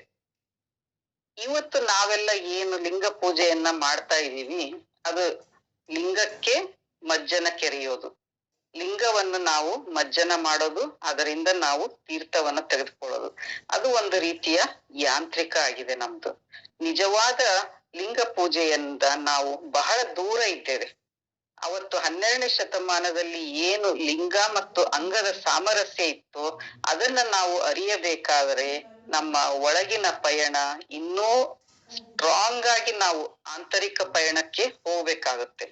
ಅಂತ ಒಂದು ಲಿಂಗ ನಮಗೆ ಹೇಗೆ ನಾವು ಸ್ವತಃ ಲಿಂಗ, ಈಗ ಗುರು ಸ್ವತಃ ನಾನೇ ಗುರು ಆದೆ, ನನ್ನ ಒಳಗಿನ ಆಂತರಿಕ ಪ್ರಜ್ಞೆ ನನಗೆ ಗುರು ಆಯ್ತು ಅಂದ್ಮೇಲೆ ಈಗ ಲಿಂಗವೂ ನಾನೇ ಆಗಬೇಕಾಗಿದೆ. ಈಗ ಆ ಲಿಂಗ ಆಗುವಾಗ ನಾವು ಕೈಯಲ್ಲಿ ಇಷ್ಟಲಿಂಗವನ್ನು ಹಿಡಿದಿರ್ತೀವಲ್ಲ, ಹಿಡಿದಾಗ ನಮ್ಮ ಭಾವನೆಯಲ್ಲಿ ಲಿಂಗ ಇರಬೇಕು. ಅಂದ್ರೆ ನಮ್ಮ ತಲೆಯಲ್ಲಿ, ನಮ್ಮ ಮನಸ್ಸಿನಲ್ಲಿ, ನಮ್ಮ ಭಾವದಲ್ಲಿ ಲಿಂಗ ಇರಬೇಕು. ಆಮೇಲೆ ನಮ್ಮ ಎದೆಯಲ್ಲಿ ಪ್ರಾಣಲಿಂಗ ಆಗ್ಬೇಕು. ಅದು ಎಲ್ಲವೂ ಸೇರಿದಾಗ ಇಷ್ಟಲಿಂಗ ಆಗ್ಲಿಕ್ಕೆ ಸಾಧ್ಯ ಇದೆ. ಸರ್ವಾಂಗ ಲಿಂಗಿ ಆಗೋದ್ರ ಕುರಿತು ಅನೇಕ ವಚನಗಳಿದೆ.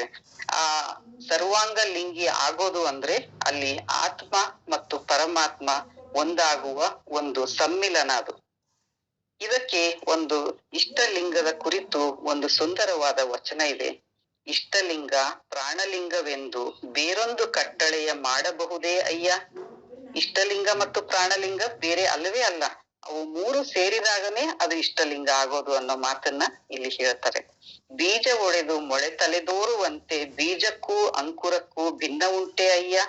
ಒಂದು ಬೀಜ ಮೊಳಕೆ ಒಡೆದಾಗ ಆ ಮೊಳಕೆ ಬೇರೆ, ಆ ಬೀಜ ಬೇರೆ ಅನ್ಲಿಕ್ಕೆ ಸಾಧ್ಯ ಉಂಟ? ಇಲ್ಲ. ಇಷ್ಟದ ಕುರುಹಿನಲ್ಲಿ ಚಿತ್ತ ನಿಂದು ಮಿಕ್ಕ ಗುಣಗಳ ನರಿಯಬೇಕು, ಇದೇ ನಿಶ್ಚಯ ಸದಾಶಿವ ಮೂರ್ತಿ ಲಿಂಗವು ತಾನಾಗಿ.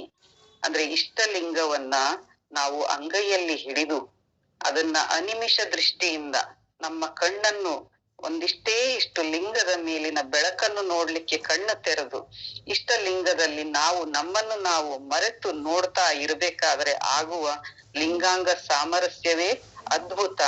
ಅದು ಬೇರೆ ಆಗ್ಲಿಕ್ಕೆ ಸಾಧ್ಯ ಇಲ್ಲ. ಈ ಜಗತ್ತು ದುಂಡಗಿದೆ, ಈ ಆತ್ಮ ನಾನು ಲಿಂಗವಾಗಿದ್ದೇನೆ, ನನ್ನ ಅಂಗೈಯಲ್ಲಿ ಚುಳುಕಾಗಿ ಬಂದು ನಿಂತಿರುವ ಈ ಬ್ರಹ್ಮಾಂಡ ಈ ಲಿಂಗಕ್ಕೆ ಸಮಾನವಾಗಿದೆ.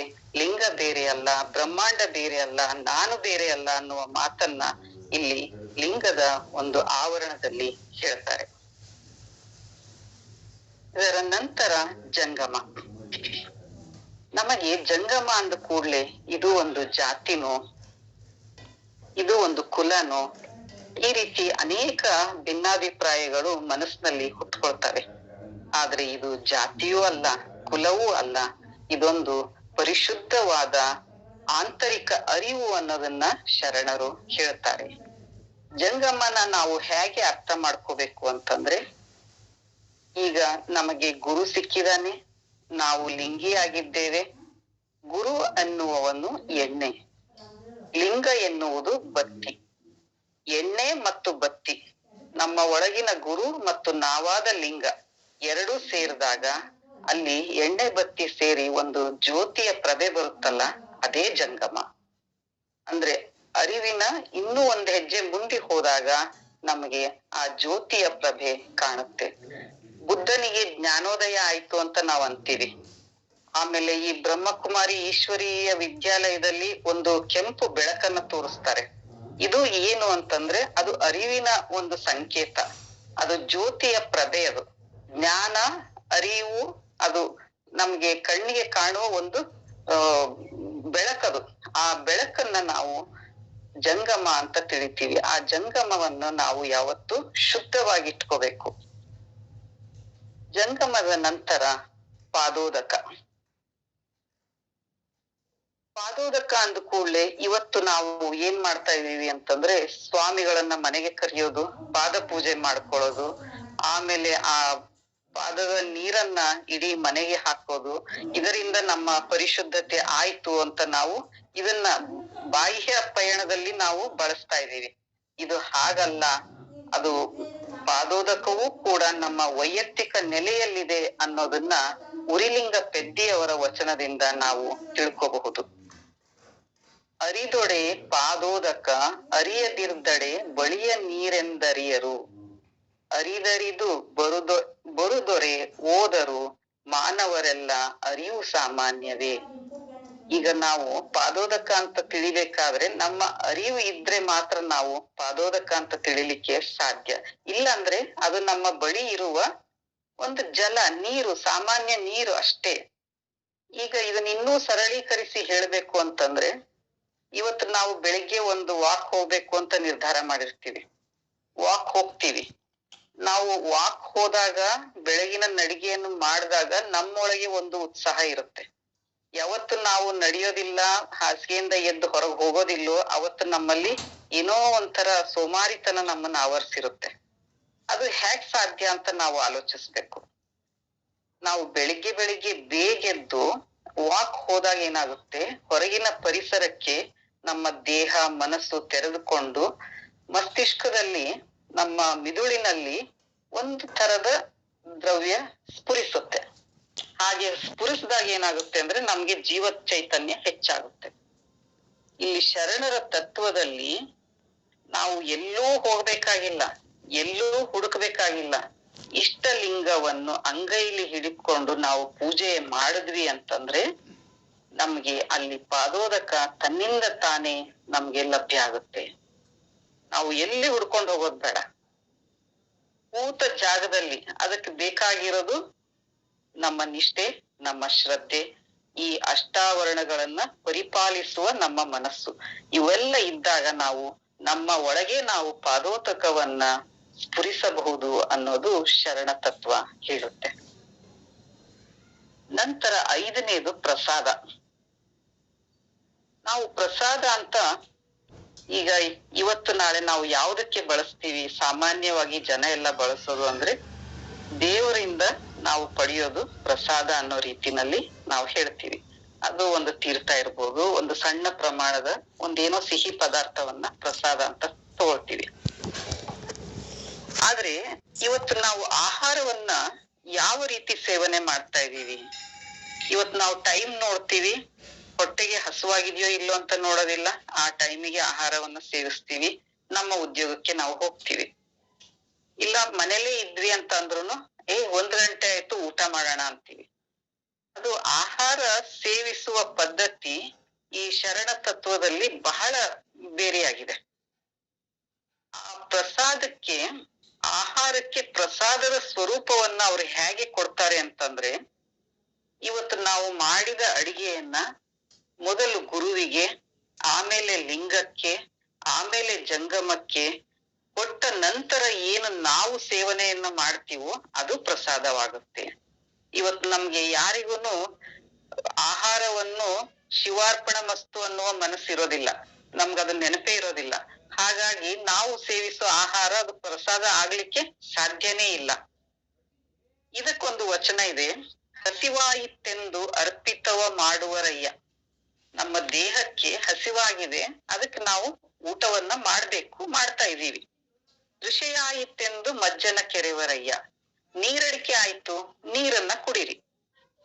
ಹಸಿವು ತೃಷೆ ವಿಷಯಕ್ಕೆ ಬಳಲುವರಯ್ಯ. ನಾವು ಹಸಿವಾಯ್ತು ಅಂತ ಊಟ ಮಾಡ್ತೀವಿ, ನೀರಡಿಕೆ ಆಯ್ತು ಅಂತ ನೀರ್ ಕುಡಿತೀವಿ. ಇದು ನಮ್ಮ ಮನಸ್ಸಿನ ಒಳಗೆ ವಿಕಾರವನ್ನ ಉಂಟು ಮಾಡ್ತಾ ಇದೆ. ನಮ್ಮ ಮನಸ್ಸಿಗೆ ಒಳ್ಳೆಯ ಸಂಸ್ಕಾರವನ್ನ ಅದು ಕೊಡ್ತಾ ಇಲ್ಲ. ಆದ್ರೆ ಶರಣ ತತ್ವದ ಪ್ರಕಾರ ಈ ಮುಂದಿನ ಸಾಲಿನಲ್ಲಿ ನಮಗೆ ಗೊತ್ತಾಗುತ್ತೆ, ಹಸಿವಾಯಿತೆಂದು ಅರ್ಪಿತವ ಮಾಡಲಿಲ್ಲ, ತೃಷೆಯಾಯಿತೆಂದು ಮಜ್ಜನ ಕೆರೆಯಲಿಲ್ಲ. ಇದು ಕಾರಣ ಕೂಡಲ ಸಂಗಮ ದೇವನ ಪೂಜಿಸಿ ಪ್ರಸಾದವ ಹಡೆದವರೊಬ್ಬರೂ ಇಲ್ಲ. ಇಲ್ಲಿ ಶರಣರು ಏನ್ ಹೇಳ್ತಾರೆ ಅಂತಂದ್ರೆ, ಮೊದಲು ಕೂಡಲ ಸಂಗಮ ದೇವನನ್ನ ಪೂಜಿಸಿ ಪ್ರಸಾದವನ್ನ ಹಡೆದವರನ್ನ ಒಬ್ಬರನ್ನು ಕಾಣಿ ಅಂತ ಹೇಳ್ತಾರೆ. ಮೊದಲು ನಾವು ಆಹಾರವನ್ನ ಗುರುಲಿಂಗ ಜಂಗಮಕ್ಕೆ ಅರ್ಪಿಸಬೇಕು. ಈಗ ನಾವು ನಮ್ಮಲ್ಲಿ ಹಿರಿಯರಿದ್ದವರು ಏನ್ ಹೇಳ್ತಾರೆ, ಒಬ್ಬರಿಗೆ ಊಟವನ್ನ ಮಾಡಿಸಬೇಕು, ಮನೆಗೆ ಒಬ್ಬ ಸ್ವಾಮಿಯನ್ನ ಕರೆದು ಅವರಿಗೆ ಆಹಾರವನ್ನು ನಾವು ಕೊಡಬೇಕು ಅಂತಾರೆ. ಅದರ ಹಿಂದಿರುವ ಅರ್ಥವೂ ಕೂಡ ಅದೇ. ನಾವು ಯಾವಾಗ ಒಬ್ಬ ಜಂಗಮನಿಗೆ, ಒಬ್ಬ ಲಿಂಗಕ್ಕೆ, ಒಂದು ಗುರುವಿಗೆ ನಾವು ಆಹಾರವನ್ನು ಸಮರ್ಪಣೆಯನ್ನು ಮಾಡಿ ಆಮೇಲೆ ನಾವು ಊಟವನ್ನ ತೆಗೆದುಕೊಂಡ್ರೆ ಅದು ಪ್ರಸಾದವಾಗುತ್ತೆ. ಆರನೇದು ವಿಭೂತಿ. ವಿಭೂತಿ ನಮ್ಗೆ ಮೇಲ್ನೋಟಕ್ಕೆ ಅದು ಬಹಳ ಸಾಮಾನ್ಯ ಅನ್ನಿಸಬಹುದು, ಆದ್ರೆ ವಿಭೂತಿಯ ಮಹತ್ವ ಬಹಳ ಇದೆ. ಈಗ ನಾವು ಇದ್ರಲ್ಲಿ ಹಿಮಾಲಯ ಪರ್ವತದಲ್ಲಿ ಸನ್ಯಾಸಿಗಳನ್ನ ನೋಡ್ತೀವಿ. ಅವರು ಮೈ ತುಂಬಾ ವಿಭೂತಿಯನ್ನ ಹಚ್ಕೊಂಡಿರ್ತಾರೆ. ಅವರು ಈ ಜಗತ್ತನ್ನ ಬಿಟ್ಟು, ಈ ಲೌಕಿಕವನ್ನ ಬಿಟ್ಟು ಅಲೌಕಿಕದಲ್ಲಿ ಉಳಿದುಕೊಂಡು ತಮ್ಮದೇ ಆದ ಒಂದು ಗುಂಗಿನಲ್ಲಿ ಇರ್ತಾರೆ. ಅವರಿಗೆ ಆ ವಿಭೂತಿಯ ಸ್ಪರ್ಶ ಒಂದು ರೀತಿಯ ಸಂಚಲನವನ್ನ ಕೊಡ್ತಾ ಇರುತ್ತೆ. ನಾವು ಸಾಮಾನ್ಯರು ವಿಭೂತಿಯನ್ನ ಹೇಗೆ ದೈವತ್ವಕ್ಕೆ ತೆಗೆದುಕೊಂಡು ಹೋಗ್ಬೋದು ಅಂತಂದ್ರೆ, ಬಸವಣ್ಣನವರು ಹೇಳ್ತಾರೆ, ನೀರಿಗೆ ನೈದಿಲೆಯೇ ಶೃಂಗಾರ, ಸಮುದ್ರಕ್ಕೆ ತೆರೆಯೇ ಶೃಂಗಾರ, ನಾರಿಗೆ ಗುಣವೇ ಶೃಂಗಾರ, ಗಗನಕ್ಕೆ ಚಂದ್ರಮನೇ ಶೃಂಗಾರ, ನಮ್ಮ ಕೂಡಲ ಸಂಗನ ಶರಣಂಗೆ ನೊಸಲ ವಿಭೂತಿಯೇ ಶೃಂಗಾರ. ಶರಣನಾಗ್ಬೇಕಾದವನು ವಿಭೂತಿಯನ್ನ ಧರಿಸಬೇಕು ಅನ್ನೋ ಮಾತನ್ನ ಇಲ್ಲಿ ಬಸವಣ್ಣನವರು ಹೇಳ್ತಾರೆ. ಅದರ ನಂತರ ನಾವು ರುದ್ರಾಕ್ಷಿಗೆ ಬಂದಾಗ, ಈ ರುದ್ರಾಕ್ಷಿಯ ಕುರಿತು ಹೇಳ್ಬೇಕು ಅಂತಂದ್ರೆ, ಶರಣರ ಪರಿಕಲ್ಪನೆಯಲ್ಲಿ ರುದ್ರಾಕ್ಷಿಗೆ ಅವರು ಏನು ತಿಳಿತಿದ್ರು ಅಂದ್ರೆ, ಪರಶಿವನ ಜ್ಞಾನ ಚಕ್ಷುವಿನಿಂದ ಉದಯವಾಗಿದ್ದೇ ರುದ್ರಾಕ್ಷಿ ಅಂತ ಅವರು ಭಾವಿಸ್ತಾ ಇದ್ರು. ಈಗ ನಾವು ಅಂತೀವಿ ಅದು ಹಿಮಾಲಯದ ಪರ್ವತದಲ್ಲಿ ಅದು ಸಿಗುವಂತದ್ದು, ಅದಕ್ಕೆ ಒಂದು ದೈವತ್ವದ ಸಂಕೇತ ಇದೆ ಅನ್ನೋದನ್ನ ನಾವು ತಿಳ್ಕೊಂಡಿದೀವಿ. ಆದ್ರೆ ಅದು ವೈಜ್ಞಾನಿಕವಾಗಿಯೂ ಕೂಡ ಸತ್ಯ ಅನ್ನುವುದನ್ನ ಶರಣರು ಹೇಳ್ತಾರೆ. ಆ ರುದ್ರಾಕ್ಷಿಯನ್ನ ಉರಿಲಿಂಗ ಪೆದ್ದಿಯವರು ಹೀಗೆ ಹೇಳ್ತಾರೆ, ಘನಕ್ಕೆ ಘನ ಮಹಿಮೆಯ ಪಡೆದವರೆಲ್ಲರೂ ರುದ್ರಾಕ್ಷಿಯ ಧರಿಸಿಪ್ಪರು. ಯಾವ ವ್ಯಕ್ತಿಯ ವ್ಯಕ್ತಿತ್ವ ಘನವಾಗಿದೆಯೋ ಅವರು ರುದ್ರಾಕ್ಷಿಯನ್ನ ಧರಿಸಿರ್ತಾರೆ ಅಂತ ಉರಿಲಿಂಗ ಪೆದ್ದಿ ಹೇಳ್ತಾರೆ. ಆಗ ಶರಣರು ಎಲ್ಲರೂ, ಶರಣನಾದವರೆಲ್ಲರೂ ರುದ್ರಾಕ್ಷಿಯನ್ನ ಧರಿಸ್ತಾ ಇದ್ರು. ಕೊನೆಯದಾಗಿ ಬರೋದು ಮಂತ್ರ. ಈ ಮಂತ್ರವನ್ನ ನಾವು ತೆಗೆದುಕೊಂಡಾಗ ಚನ್ನಬಸವಣ್ಣನವರು ಹೇಗೆ ಲಿಂಗ ಹುಟ್ಟಿದ್ದು ಬಸವಣ್ಣನ ಉದರದಲ್ಲಿ ಅಂತ ಹೇಳ್ತಾರೋ, ಹಾಗೆ ಈ ಮಂತ್ರವೂ ಕೂಡ ನಮಃ ಶಿವಾಯ ಅನ್ನೋದು ಶಿವನ ಹೆಸರಿನಲ್ಲಿ ಹೇಳುವ ಒಂದು ಪಂಚಾಕ್ಷರಿ ಮಂತ್ರ ಅಂತ ಹೇಳ್ತಾರೆ. ಈ ಮಂತ್ರವನ್ನ ನಾವು ಜಪಿಸಬೇಕು. ಹೇಗೆ ಅಂತಂದ್ರೆ, ಪರಬ್ರಹ್ಮ ಮಂತ್ರವೇ ಶಿವನ ದೇಹವೆಂದರಿಯುವುದಯ್ಯ. ಪರಬ್ರಹ್ಮ ಮಂತ್ರ ಯಾವ ಶಿವನಿಗಾಗಿ ನಾವು ಸ್ತುತಿಯನ್ನ ಮಾಡ್ತೀವೋ ಅವನ ದೇಹವೇ ಈ ಮಂತ್ರವಾಗಿದೆ, ರುದ್ರಾಕ್ಷಿಯೂ ಕೂಡ ಅವನ ದೇಹವಾಗಿದೆ ಅನ್ನೋ ಒಂದು ಪರತತ್ವದ ಭಾವವನ್ನ ಇಲ್ಲಿ ಅವರು ಕಾಣ್ತಾರೆ. ಶರಣರು ಅದನ್ನ ನಮ್ಗೆಲ್ಲರಿಗೂ ಹೇಳ್ತಾರೆ. ಈ ಅಷ್ಟಾವರಣಗಳನ್ನ ನಾವು ಒಂದಾದ ಮೇಲೆ ಒಂದು ತಿಳಿದುಕೊಂಡ ಮೇಲೆ ನಮ್ಗೆ ಏನ್ ಅನ್ಸುತ್ತೆ ಅಂತಂದ್ರೆ, ಈ ಮನುಷ್ಯನಿಗೆ ಈ ದೇಹವನ್ನ ನಾವು ಸರಿಯಾಗಿ ಒಂದು ನಿಟ್ಟಿನಲ್ಲಿ ತೆಗೆದುಕೊಂಡು ಹೋಗ್ಬೇಕು ಅಂತಂದ್ರೆ ನಮಗೆ ಅನೇಕ ಆತಂಕಗಳು, ಅಡ್ಡಿಗಳು ಬರ್ತವೆ. ಈಗ ಸ್ವತಃ ನಾನೇ ಆದ್ರೆ ನನ್ನ ನೆಲೆಯಲ್ಲಿ ನಾನು ಆಲೋಚನೆ ಮಾಡಿದ್ರೆ, ನಾನು ಎಲ್ಲಾದ್ರೂ ಹೊರಗಡೆ ಹೋಗ್ಬೇಕು ಅಂತಂದ್ರೆ ವಿಭೂತಿಯನ್ನ ಧರಿಸ್ಕೊಂಡು ಹೋಗ್ತೀನಿ.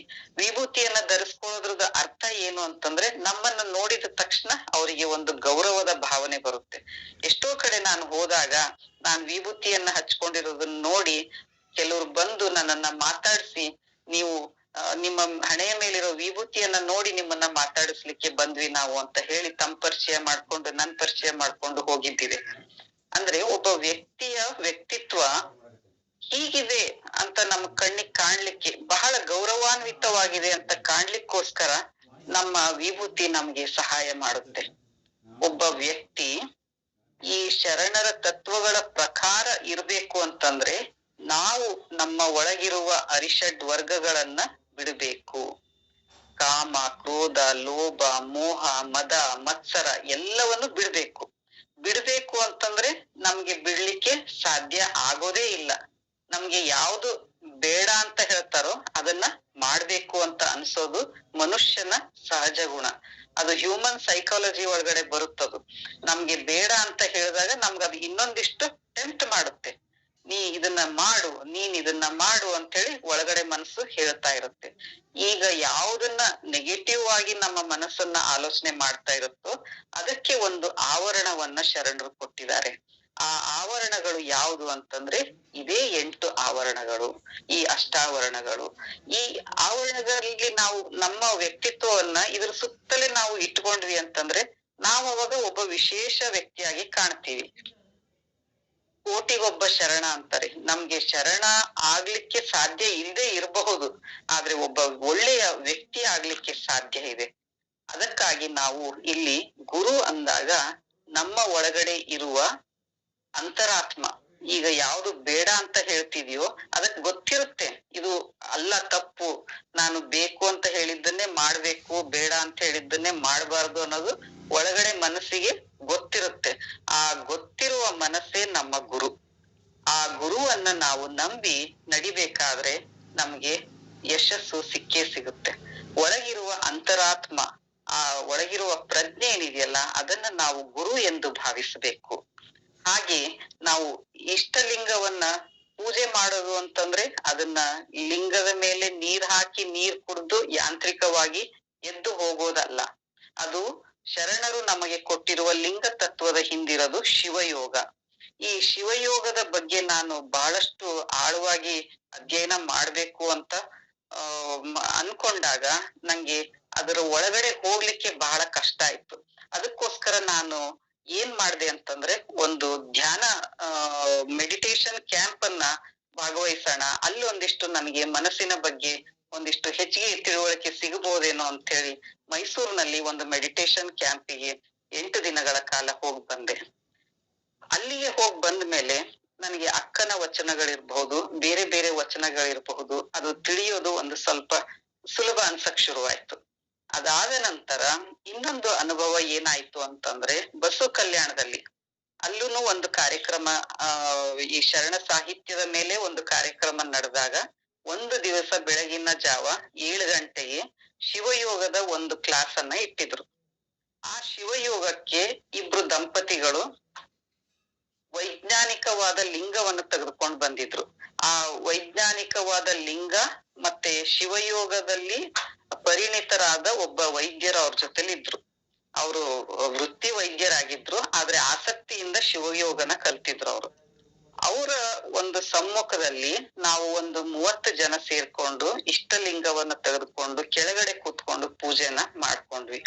ಅವ್ರು ನಮ್ಗೆ ಹೆಚ್ಚಿಗೆ ಏನು ಕೊಟ್ಟಿಲ್ಲ, ಒಂದು ಬಟ್ಲು ನೀರು, ವಿಭೂತಿ, ಒಂದು ಲಿಂಗವನ್ನು ಒರೆಸ್ಲಿಕ್ಕೆ ವಸ್ತ್ರ, ಲಿಂಗ ವಸ್ತ್ರ, ಇದಿಷ್ಟನ್ನು ಕೊಟ್ಟಿದ್ರು ಅಷ್ಟೇ. ನಾವು ಅಲ್ಲಿ ಕುತ್ಕೊಂಡು ಧ್ಯಾನಸ್ಥರಾಗಿ ಆ ಲಿಂಗವನ್ನ ಅಂಗೈಯಲ್ಲಿ ಹಿಡಿದು ಅನಿಮಿಷ ದೃಷ್ಟಿಯಿಂದ ಲಿಂಗವನ್ನ ನೋಡ್ತಾ ನೋಡ್ತಾ ನೋಡ್ತಾ ಅವರ ವಚನ ಪಠಣ ನಡೀತಾ ಇತ್ತು. ಸುಮಾರು 15 ನಿಮಿಷಗಳ ಕಾಲ ಬೇರೆ ಬೇರೆ ಬೇರೆ ವಚನಗಳನ್ನೆಲ್ಲ ಹೇಳಿಸಿದ್ರು.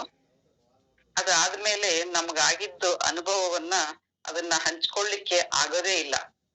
ಅದು ಒಂಥರ ನಮ್ಮೊಳಗೆ ನಮ್ಗೆ ಅದು ಏನೋ ಒಂದು ಜಾದೂ ಇರಬಹುದು ಅಂತ ಅನ್ನಂಗ್ ಅನ್ಸುತ್ತೆ. ಅಂದ್ರೆ ನಮಗೆ ನಾವೇ ಏನೋ ಒಂದು ಜಾದೂ ಮಾಡ್ಕೊಂಡಂಗೆ.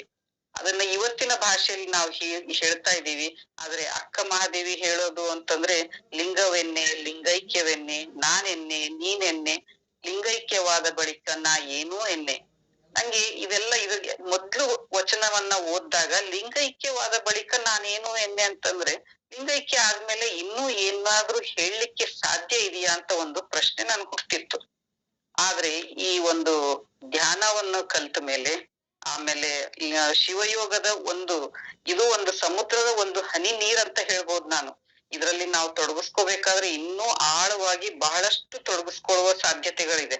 ಆದ್ರೆ ಅದರ ಶರಣರ ತತ್ವಗಳಿರ್ಬಹುದು, ಅವರ ಬದುಕಿದ ಜೀವನ ಶೈಲಿ ಇರಬಹುದು, ಅದು ಹೇಗಿತ್ತು ಅಂತ ನಾವು ನಮ್ಮೊಳಗೆ ಹುಡುಕಾಟವನ್ನ ನಡೆಸಿದ್ರೆ ಖಂಡಿತ ಈ ಶಿವಯೋಗದ ಘಮಲು ಪರಿಮಳ ನಮ್ಗೆ ದಕ್ಕುತ್ತೆ ಅಂತ ನನ್ಗನ್ಸುತ್ತೆ.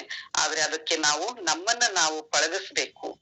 ಈ ಅಷ್ಟಾವರಣಗಳನ್ನ ನಾವು ಮೊದಲು ಸಮಗ್ರವಾಗಿ ಅರ್ಥ ಮಾಡ್ಕೊಂಡು ನಮ್ಮೊಳಗೆ ನಾವು ಅದನ್ನ ಪ್ರಯೋಗವನ್ನ ಮಾಡ್ಬೇಕು. ಇವತ್ತು ನಾವು ಸಮಾಜದಲ್ಲಿ ಹೋದಾಗ ಎಷ್ಟೆಷ್ಟೋ ಎಲ್ಲ ನಮಗೆ ಬೇಡವಾದಂತ ಸನ್ನಿವೇಶಗಳೆಲ್ಲ ಬರ್ತವೆ. ಆವಾಗ ನಾವು ಗಟ್ಟಿಯಾಗಿ ನಿಲ್ಬೇಕಾದ್ರೆ ನಮಗೆ ಸಹಾಯಕ್ಕೆ ಬರೋದು ಅಷ್ಟಾವರಣ. ಈ ವೈಯಕ್ತಿಕವಾದ ನಮ್ಮ ಈ ದೇಹ ಏನಿದೆಯಲ್ಲ, ಈ ದೇಹದ ಒಳಗೆ ಒಂದು ಮನಸ್ಸಿದೆ, ಆ ಮನಸ್ಸಿನ ಒಳಗೆ ಒಂದು ಚೈತನ್ಯ ಇದೆ. ಅದನ್ನ ಹಾಗೇ ಕಾಪಾಡ್ಕೋಬೇಕು ಅಂತ ಇದ್ರೆ ನಾವು ಇದರಲ್ಲಿ ಲೀನವಾಗ್ಬೇಕಾಗುತ್ತೆ. ನಮ್ಮ ದೇಹದ ಸುತ್ತಮುತ್ತ ಒಂದು ಆವರಣ, ಒಂದು ಪದರಗಳನ್ನು, ಅದು ಯಾವುದು ಅಂತಂದ್ರೆ 8 ಪದರಗಳನ್ನ ನಾವು ಬಿಡಿಸಿಕೊಂಡು ಕುತ್ಕೋಬೇಕಾಗುತ್ತೆ. ನಾವು ಯಾವತ್ತು ಈ 8 ಪದರಗಳನ್ನ ಬಿಡಿಸಿಕೊಂಡು ಬೇರೆಯವರು ನಮ್ಮನ್ನ ನೋಡಿದ್ರೆ ಅವರು ಒಂದು ಕ್ಷಣಕ್ಕೆ ನಮ್ಮ ಹತ್ರ ಬರ್ಲಿಕ್ಕೆ ಹೆದರ್ಬೇಕು. ಅದೇ ಕಾರಣಕ್ಕೇನೆ ಅಕ್ಕ ಮಹಾದೇವಿ ಅಂದಿನ ಕಾಲದಲ್ಲಿ 12ನೇ ಶತಮಾನದಲ್ಲಿ ಏನೂ ಇಲ್ಲದ ಸಂದರ್ಭದಲ್ಲಿ ಆಕೆ ಒಂಟಿ ಹೆಣ್ಮಗಳು ಶಿವಮೊಗ್ಗ ಜಿಲ್ಲೆಯಿಂದ ಬೀದರ್ ಜಿಲ್ಲೆಯಲ್ಲಿರುವಂತ ಬಸವ ಕಲ್ಯಾಣಕ್ಕೆ ಬರ್ತಾಳೆ ಅಂದ್ರೆ ಎಷ್ಟು ಆಶ್ಚರ್ಯ ಅದು. ಇವತ್ತು ನೋಡಿ, ಮಹಿಳೆಯರು ಅನ್ಯಾಯಕ್ಕೊಳಗಾಗ್ತಾರೆ, ಶೋಷಣೆಗೊಳಗಾಗ್ತಾರೆ, ಅತ್ಯಾಚಾರಕ್ಕೊಳಗಾಗ್ತಾರೆ. ಎಲ್ಲೆಡೆ ಹೆಣ್ಣು ಮಕ್ಕಳನ್ನ ಒಂದು ಆಟದ ಬೊಂಬೆಯ ರೀತಿಯಲ್ಲಿ ಬಳಸ್ತಾ ಇದ್ದಾರೆ. ಯಾಕೆ ಅಂತಂದ್ರೆ ನಮ್ಗೆ ಇದು ಅಷ್ಟಾವರಣ, ಪಂಚಾಚಾರ, ಶತಸ್ಥಳ ಗೊತ್ತಿಲ್ಲದೆ ಇರೋದು. ಇದು ನಮಗೆ ಆಂತರಿಕ ಗಟ್ಟಿತನವನ್ನ ನಮಗೆ ಕೊಡುತ್ತೆ.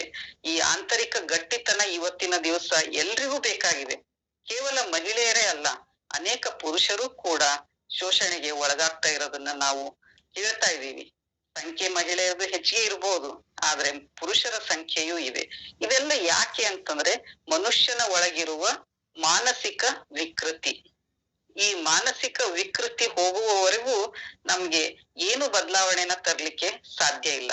ನಾವು ಎಷ್ಟೇ ಒಳ್ಳೆಯವರು ಅಂತಂದ್ರು ಬಸವಣ್ಣ ಹೇಳ್ದಂಗ್ ನಾವು ಕಳಬೇಡ, ಕೊಲಬೇಡ, ಹುಸಿಯ ನುಡಿಯಲು ಬೇಡ ಅಂತ ಹೇಳಿ ಎಲ್ಲ ಬರೇ ವಚನದಲ್ಲಿ ಹೇಳ್ತೀವಿ ಹೊರತು ಎಷ್ಟೋ ಸಲ ನೋಡಿ ನಮ್ಮನ್ನ ನಾವು ಹೊಗಳ್ಕೊತೀವಿ. ನಮ್ಮನ್ನ ನಾವು ಯಾವಾಗ್ಲೂ ಹೇಳೋದು, ಇನ್ನೊಬ್ರನ್ನ ಬೈತೀವಿ. ಏನೋ ಒಂದ್ ಸಣ್ಣ ಪುಟ್ಟ ವಿಷಯ ಇರುತ್ತೆ, ಅದಕ್ಕೆ ನಾವು ಸುಳ್ಳು ಹೇಳ್ಕೊಂಡು ಓಡಾಡ್ತೀವಿ. ಮಕ್ಕಳ ಕಡೆಯಿಂದ ಸುಳ್ಳು ಹೇಳಿಸ್ತೀವಿ. ಯಾರೋ ಮನೆಗ್ ಬಂದಾಗ ಅವ್ರ ಮನೇಲಿ ಇಲ್ಲ ಅಂತ ಹೇಳಿಸ್ತೀವಿ. ಇದೆಲ್ಲ ಬಸವಣ್ಣನವರಿಗೆ ತಿಳಿದಿತ್ತದು. ಮನುಷ್ಯ ಈ ದೊಡ್ಡ ದೊಡ್ಡ ಸಮಸ್ಯೆಗಿಂತಲೂ ಹೆಚ್ಚು ವೈಯಕ್ತಿಕವಾದ ಸಮಸ್ಯೆನಲ್ಲೇ ಒದ್ದಾಡ್ತಾ ಇದಾನಲ್ಲ, ಇವನನ್ನ ಈ ಕೆಸರಿಂದ ತೆಗೆಯೋದು ಹೇಗೆ? ಇದರಿಂದ ತೆಗೆದು ಹೊರಗ್ ಬರ್ಬೇಕಾದ್ರೆ ಇವನ ಅಂತರಂಗ ಶುದ್ಧಿ ಆಗ್ಬೇಕು. ಅಂತರಂಗ ಶುದ್ಧಿ ಆಗ್ಬೇಕಾದ್ರೇನೆ ಈ ಅಷ್ಟಾವರಣಗಳ ಪರಿಕಲ್ಪನೆ ಬಸವಣ್ಣನವರಲ್ಲಿ, ಶರಣರಲ್ಲಿ ಮೂಡಿದ್ದು. ಆಮೇಲೆ ಅವ್ರು ಯಾರನ್ನು ತಾವು ಮಾಡದೆ, ತಾವು ಅನುಭವಿಸದೆ, ತಾವು ಅನುಭಾವಿಸದೆ ಅವರು ಯಾವ ತತ್ವವನ್ನೂ ನಮಗೆ ಕೊಟ್ಟಿಲ್ಲ. ಅವರು ಮೊದಲು ತಮ್ಮ ಮೇಲೆ ಪ್ರಯೋಗವನ್ನ ಮಾಡ್ಕೊಂಡಿದ್ದಾರೆ. ಆ ಪ್ರಯೋಗ ಮಾಡಿಕೊಂಡು ಆಮೇಲೆ ಎಲ್ಲಾ ಶರಣರು ಅನುಭವ ಮಂಟಪದಲ್ಲಿ ಸೇರ್ಕೊಂಡು ಎಲ್ರು ಒಂದು ಚರ್ಚೆಯನ್ನ ಮಾಡ್ತಾ ಇದ್ರು. ಆ ಚರ್ಚೆಯನ್ನ ಮಾಡಿ ಆ ಚರ್ಚೆಯೊಳಗೆ ಅದು ಹೌದು ಅಂತ ಅಂದ ಮೇಲೆ ಅಲ್ಲಮರು ಆ ಶೂನ್ಯ ಪೀಠದ ಮೇಲಿರುವ ಅಲ್ಲಮರು ಒಪ್ಪಿಗೆ ಕೊಟ್ಟ ಮೇಲೆ ಎಲ್ಲವೂ ಸಾರ್ವತ್ರಿಕವಾಗ್ತಾ ಇತ್ತು. ಅವಾಗ ಸಮಾಜದಲ್ಲಿ ಅನೇಕ ಸಮಸ್ಯೆಗಳಿದ್ವು. ಜಾತಿ ಸಮಸ್ಯೆ ಇತ್ತು, ವರ್ಣಾಶ್ರಮ ಧರ್ಮದ ಸಮಸ್ಯೆ ಇತ್ತು, ಬ್ರಾಹ್ಮಣ ಕ್ಷತ್ರಿಯ ವೈಶ್ಯ ಶೂದ್ರ ಅನ್ನೋ ಸಮಸ್ಯೆ ಅಂತೂ ಬಹಳ ಇತ್ತು. ರಾಜ ಮತ್ತು ಪ್ರಜೆ, ಸೈನಿಕ, ಹೀಗೆ ಎಲ್ಲಾ ವರ್ಗದಲ್ಲೂ ಭೇದಗಳು ಬಹಳ ಇದ್ವು. ಊರೊಳಗೆ ಹೋದ ತಕ್ಷಣ ಊರ ಹೊರಗಡೆ ಒಂದು ಕೇರಿ, ಒಳಗಡೆ ಒಂದು. ಇದನ್ನೆಲ್ಲ ನೋಡಿ ಬಸವಣ್ಣ ಮೊದ್ಲು ಇಲ್ಲಿ ಸುಧಾರಣೆ ಆಗ್ಬೇಕು ಅಂತಂದ್ರೆ ಇದರ ರೂಟ್ ಲೆವೆಲ್ಗೆ ನಾನು ಹೋಗ್ಬೇಕು, ಈ ಬೇರುಗಳನ್ನ ನಾನು ಮೊದ್ಲು ಸರಿಪಡಿಸಿದಾಗ ಮಾತ್ರ ಇದು ಸಾಧ್ಯ ಅಂತಂದಾಗ ಅವರು ವೈಯಕ್ತಿಕ ವಿಕಾಸವನ್ನ ಕೈಗೆ ತೆಗೆದುಕೊಂಡ್ರು. ಈ ವೈಯಕ್ತಿಕ ವಿಕಾಸ ಆದವರು ಮಾತ್ರ ಈ ಸಮಾಜಕ್ಕೆ ಕೊಡುಗೆ ಕೊಡ್ಲಿಕ್ಕೆ ಸಾಧ್ಯ, ಒಂದು ಸುಂದರವಾದ ಸಮಾಜವನ್ನು ಕಟ್ಲಿಕ್ಕೆ ಸಾಧ್ಯ ಅನ್ನೋ ಮಾತನ್ನ ಮನಗಂಡ ಮೇಲೆನೆ ಅವರು ಇದನ್ನ ಕೊಟ್ರು. ನಮ್ಗೆ ಇವತ್ತಿನ ದಿವಸ ಈ ಗುರು, ಲಿಂಗ, ಜಂಗಮ, ಪಾದೋದಕ, ಪ್ರಸಾದ, ವಿಭೂತಿ, ರುದ್ರಾಕ್ಷಿ, ಮಂತ್ರ ಇವೆಲ್ಲ ನಮ್ಗೆ ನೋಡಿದ ತಕ್ಷಣ ಇದನ್ನ ಒಪ್ಕೊಳಕ್ ಆಗದೇ ಇಲ್ಲ. ಆದ್ರೆ ನಮ್ಮ ಶರಣರ ಮನಸ್ಥಿತಿ ಹೇಗಿತ್ತು ಅಂತಂದ್ರೆ ಅವರ ದಿನನಿತ್ಯದ ಬದುಕು ಅಷ್ಟಾವರಣ, ಪಂಚಾಚಾರ, ಶಟಸ್ಥಲವೇ ಆಗಿತ್ತು. ಆಗ ಭಕ್ತರು ಮೊದ್ಲು ಭಕ್ತರಾಗ್ಬೇಕು ಅಂತಂದಾಗ ಲಕ್ಷದ ಮೇಲೆ 96,000 ಭಕ್ತರಿದ್ರು ಅಂತ ಹೇಳ್ತಾರ ಅವಾಗ. ಆಮೇಲೆ ಭಕ್ತರು ಅಷ್ಟು ಜನ ಇದ್ರು, 770 ಅಮರ ಗಣಂಗಗಳು ಇದ್ರು ಅಂತ ಹೇಳ್ತಾರೆ. ಅಂದ್ರೆ ಈ ವಚನಗಳ ಅಧ್ಯಯನ ಅಧ್ಯಾಪನ ಎಲ್ಲ ಮಾಡುವಂತ ವಚನಕಾರರು, ವಚನಕಾರ್ತಿಯರು 770 ಜನ ಇದ್ರು ಅಂತ ಹೇಳ್ತಾರೆ. ಅದೆಲ್ಲ ಹ್ಯಾಕ್ ಸಾಧ್ಯ ಆಯ್ತು ಅಂತಂದ್ರೆ ಅವರ ಎಲ್ಲರ ಮನಸ್ಥಿತಿ ಒಂದೇ ತರ ಆಗಿತ್ತು. Birds of own kind gather together ಅಂತಾರೆ. ಯಾವ ಪಕ್ಷಿಗಳ ರೆಕ್ಕೆಗಳು ಒಂದೇ ತರ ಇರುತ್ತೋ ಅಂತ ಎಲ್ಲಾ ಪಕ್ಷಿಗಳು ಬಂದು ಒಂದು ಕಡೆ ಸೇರ್ತಾರೆ ಅಂತ ಹೇಳ್ತಾರೆ. ಹಾಗೆ ಕಲ್ಯಾಣದಲ್ಲಿ ಎಲ್ಲಾ ತರದ ಜನರು ಇದ್ರುನು ಅವರ ಮನಸ್ಸು ಒಂದೇ ತರ ಇತ್ತು. ಮನಸ್ಸಿನಲ್ಲಿ, ಭಾವದಲ್ಲಿ ಎಲ್ಲವೂ ಅವರು ಶರಣ ತತ್ವಗಳಿಗೆ ತಮ್ಮನ್ನು ತಾವು ಬದ್ಧತೆಯಿಂದ ಕಾಪಾಡ್ಕೊಂಡಿದ್ರು. ಇವತ್ತಿನ ದಿವಸ ನಮ್ಗೆ ಮೊಬೈಲ್ ಅನ್ನ ಒಂದು ದಿವಸ ಬಿಟ್ಟಿರು ಅಂತಂದ್ರೆ ಬಿಟ್ಟಿರಕ್ ಸಾಧ್ಯ ಇಲ್ಲ. ನಮ್ಗೆ ಒಂದು ಮಾಮೂಲಿ ಸಣ್ಣ ಪುಟ್ಟ ಒಂದು ನಿಯಮವನ್ನ ನಾವೇ ಹೇರ್ಕೊಂಡಿದ್ರು ನಮ್ಗದನ್ನ ಮಾಡ್ಲಿಕ್ಕೆ ಸಾಧ್ಯ ಇಲ್ಲ. ಆದ್ರೆ ಅವತ್ತಿನ ಕಾಲದಲ್ಲಿ ಲಕ್ಷಾಂತರ ಜನ ಈ ತತ್ವಗಳನ್ನ ಅವರು ಪಾಲಿಸಿದ್ರು. ಆ ತಮ್ಮ ಬದುಕಿನಲ್ಲಿ, ತಮ್ಮ ಸುತ್ತಮುತ್ತ ಸಮಾಜದಲ್ಲಿ ಎಲ್ಲವೂ ಇಂತಹ ಒಂದು ತತ್ವಗಳಿಂದ ತುಂಬಿಕೊಂಡ್ರು. ಆಗಿನ ಕಾಲದಲ್ಲಿ ಎಷ್ಟು ಸುಂದರವಾಗಿರ್ಬೋದು 12ನೇ ಶತಮಾನ ಅಂತ ನನ್ಗನ್ಸುತ್ತೆ. ಹೇಗೆ ಅಕ್ಕ ಮಹಾದೇವಿಯನ್ನ ಅವರು ಒಳಗೆ ಕರೆದುಕೊಳ್ಳೋದು, ಅಲ್ಲಿ ಅವಳಿಗೆ ಗೌರವ, ಇನ್ನ ಹೆತ್ತ ತಾಯಿ ಮಹಾದೇವಿ ಅಕ್ಕಗಳ ನಿಲುವ ನೋಡ ಪ್ರಭುವೆ ಅಂತ ಬಸವಣ್ಣನವರು ಹೇಳ್ಬೇಕಾದ್ರೆ ಆಕೆ ಸಣ್ಣ ಹುಡುಗಿ ಆದ್ರೂ ಕೂಡ ಅಲ್ಲಿ ತಾಯಿಯನ್ನ ಕಾಣ್ತಾರ ಅವರು. ಇದೆಲ್ಲ ಯಾಕೆ ಸಾಧ್ಯ ಆಯ್ತು ಅಂತಂದ್ರೆ ಅವರ ಒಳಗಿರುವ ತತ್ವಗಳ ಪರಿಣಾಮ. ಆ ತತ್ವಗಳನ್ನ ಅವರು ಮೈಗೂಡಿಸಿಕೊಂಡಿರಲಿಲ್ಲ, ಅವರು ರಕ್ತದ ಒಳಗೆ ಕೂಡಿಸಿಕೊಂಡಿದ್ರು. ಇವತ್ತು ನಾವು ಮೈಗೂಡಿಸಿಕೊಳ್ಳಲಿಕ್ಕೆ ಹೆಣಗಾಡ್ತಾ ಇದೀವಿ, ಆದ್ರೆ ಶರಣರು ತಮ್ಮ ರಕ್ತದಲ್ಲಿ ಕೂಡಿಸಿಕೊಂಡಿದ್ರು. ಅದಕ್ಕೆ ಅವರು ಅಂತ ಒಂದು ಹೊಸ ರೀತಿಯ ಒಂದು ಸಮಾಜವನ್ನ ಕಟ್ಟಲಿಕ್ಕೆ ಸಾಧ್ಯವಾಗಿತ್ತು. ಇದುವರೆಗೂ ನನಗೆ ಈ ಅಷ್ಟಾವರಣದ ಬಗ್ಗೆ ಮಾತನಾಡ್ಲಿಕ್ಕೆ ಅವಕಾಶ ಮಾಡಿದಂತ ಸುಜಾತ ಅಕ್ಕವರಿಗೆ ಶರಣಾರ್ಥಿಗಳು. ಹಾಗೆ ನಾನು ನಾಳೆಯ ದಿವಸ ಪಂಚಚಾರ ಮತ್ತು ಶಟಸ್ಥಳವನ್ನು ತೆಗೆದುಕೊಂಡು ಅದರ ಬಗ್ಗೆ ತಿಳಿಸುವ ಪ್ರಯತ್ನವನ್ನ ಮಾಡ್ಬೇಕು ಅಂತ ಅಂದುಕೊಂಡಿದ್ದೀನಿ. ಎಲ್ಲರಿಗೂ ಶರಣಾರ್ಥಿ.